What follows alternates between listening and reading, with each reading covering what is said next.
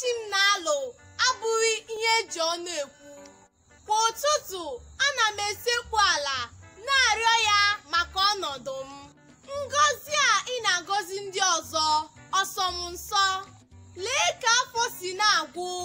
Ihe niile m rịọrọ gị na mbido afọ, o nweghị ma otu nke m ji aka.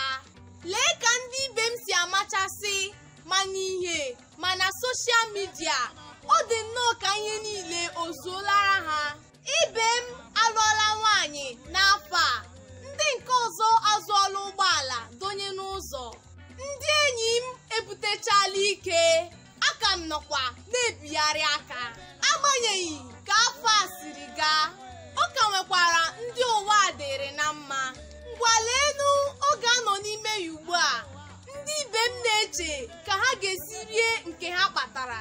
Ma onwe m a na-eche ka m ga-esi tụtụta ma ya fọkwuo nke iri eri.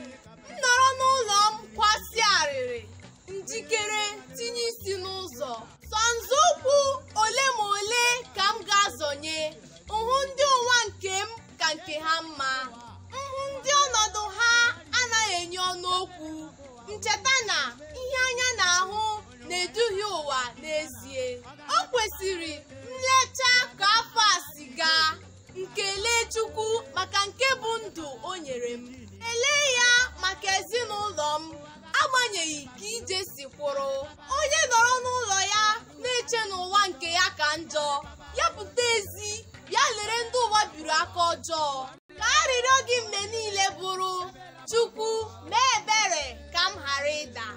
Ndewonu, abụ m Nwaada Sọpụrụchi Ann Alugwe na Donụmma.